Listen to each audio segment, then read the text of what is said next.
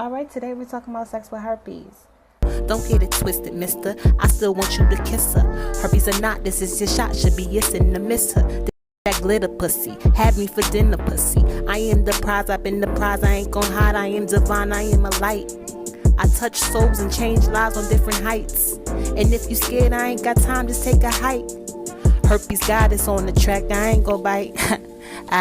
My name is Shayna Singleton, aka the Herpes Goddess, and yes, having me is a big flex. I am the founder of Herpes Can Never, growing the largest herpes awareness platform because I inspire people to love themselves more.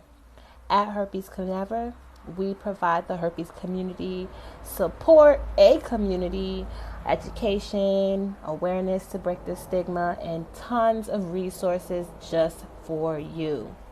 I am the author of 2 published books and one that is going to be published soon. I just completed it.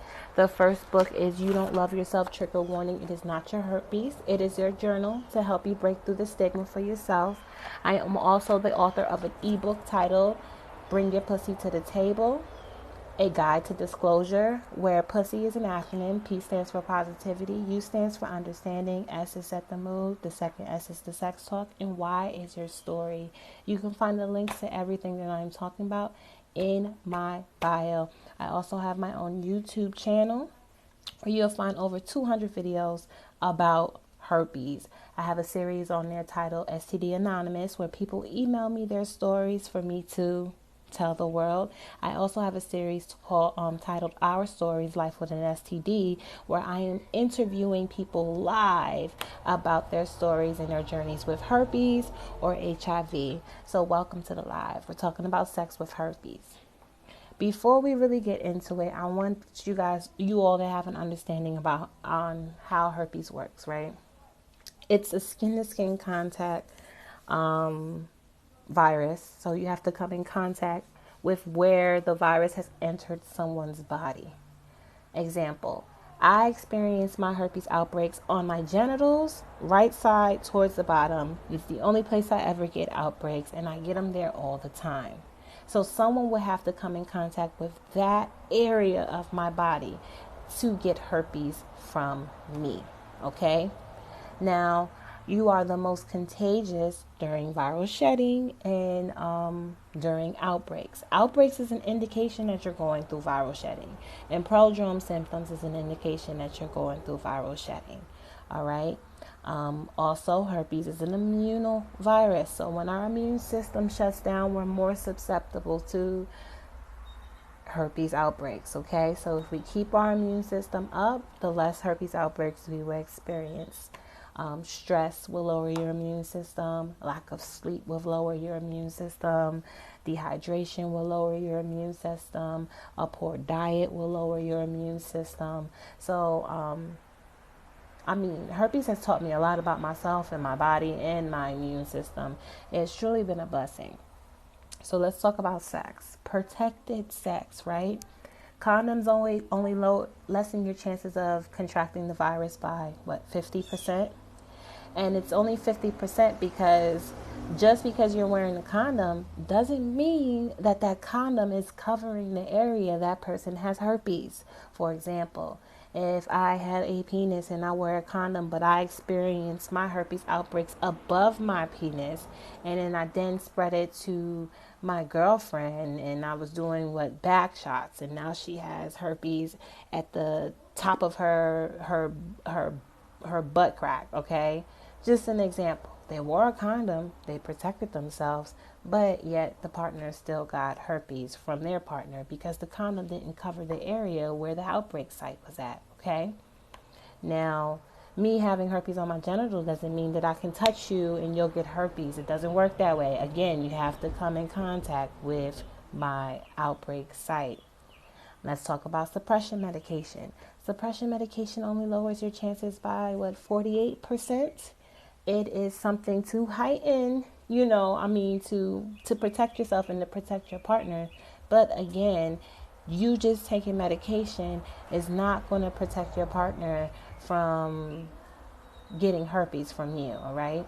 So it's important that you go on a journey of learning your body, learning your virus, and learning the best measures for yourself. suppression medication works.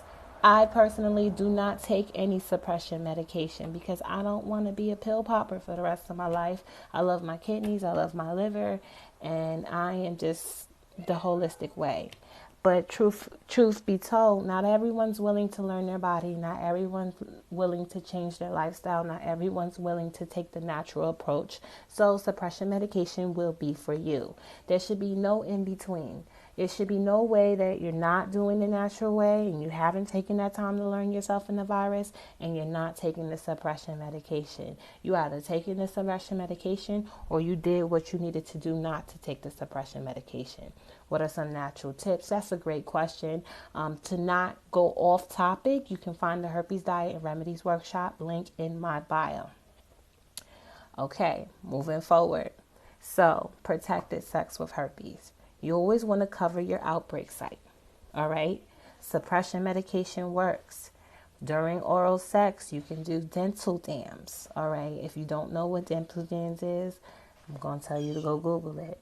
It's for females. It'll cover your whole area. The feeling is not different. You'll still be able to enjoy yourself, and your partner will enjoy themselves as well. They might not taste your vajayjay. They might taste the flavor of the dental dams, but it works. It helps, right?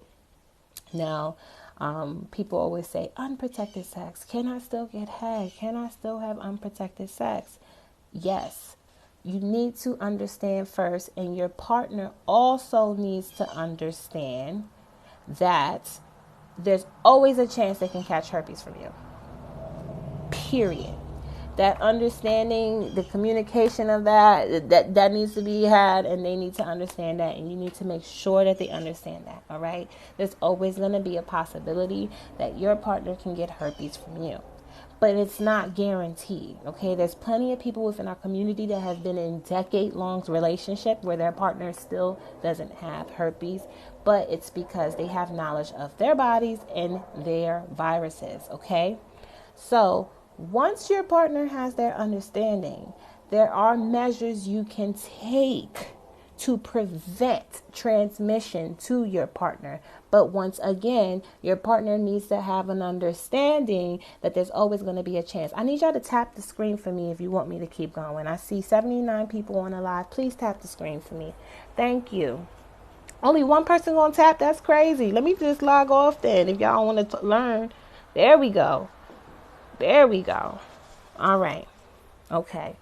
Now, the chance of your partner getting herpes from you is the same chance of your partner getting herpes from grandma coming over and giving them a kiss on the cheek. It's the same chances from shaking someone's hand that you don't know that they have herpetic whitlow. The chance is the same. It's the same chance you take when you play Russian roulette with STDs and you have unprotected sex because you trusted the vibe, but you didn't require to see STD results.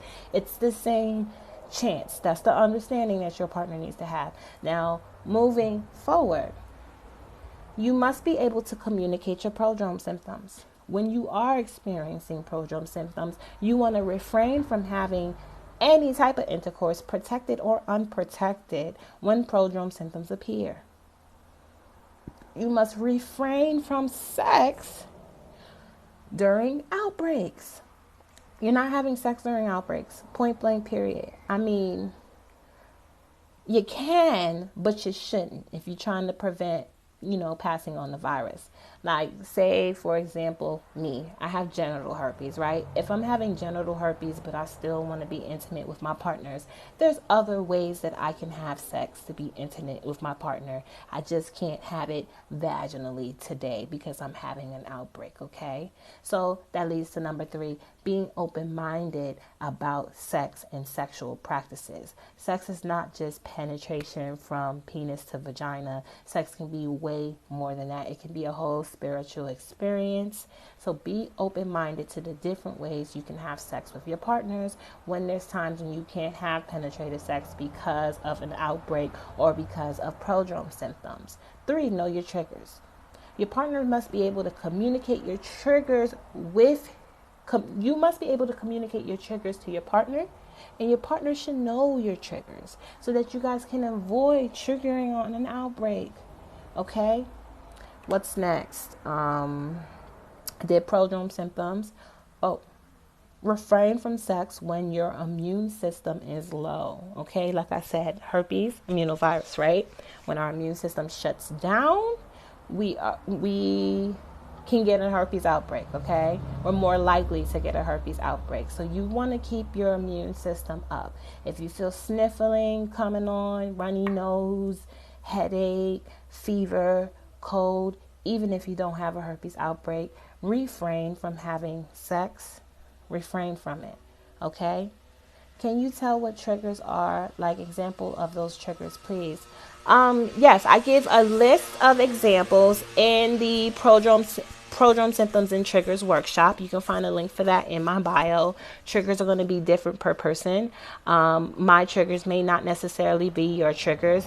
A trigger is anything that lowers your immune system. At the beginning of this live, I did list that. You can catch the live replay on my YouTube channel. I just had an outbreak due to stress and lack of sleep. See? Yep. All of those things will lower your immune system. Okay, so quick recap on unprotected sex with your partner, right? You want to refrain from going to the outbreak site. Cover that site up. Sometimes condoms won't do it. Sometimes dental dams won't do it. Maybe you know your area and you just want to cover that little piece of area. That's fine. Your partner have to understand that they can always catch herpes from you. That's point blank period. But it's the same chances of being outside of the relationship, okay? 3, refraining from sex during prodrome symptoms. 4, refraining from sex when your immune system is low. 5, refraining from sex when outbreaks are there. Remember, you are the most contagious during viral shedding, and 2 indications that you are going through viral shedding is prodrome symptoms and outbreaks. Voicing your triggers. The herpes conversation doesn't start and end the first time you tell your partner. It is continuous, okay? You have to be able to communicate these things with your partner. It may seem scary, but promise you, baby, it is not scary, and it will probably raise the intimacy level between you and your partner, communicating that. Hey, babe, that's a trigger. Hey, babe, I can't eat these certain foods. I'm going through an outbreak. Hey, babe, I'm having an outbreak. Hey, babe, my prodrome symptoms are here. All of those things. You have to be in constant communication about your herpes. So if you are uncomfortable talking about your herpes, it may not be time for you to be dating. It may not be time for you to be having sex. Maybe you shouldn't even be thinking about having sex with herpes until you figure out that part, until you figure out why you're rejecting yourself, until you figure out why you can't 100% accept yourself with the herpes virus. Let's work on that stuff. Let's work on unpacking those bags so we're not bringing baggage into our relationship, okay? Or we're not seeking to fill a void, okay? Or we're not just accepting people or wanting to be in a relationship with the first person who accepts our herpes. Oh, they accept my herpes. I want them. I love them. They must love me. No, we're not doing that. Okay.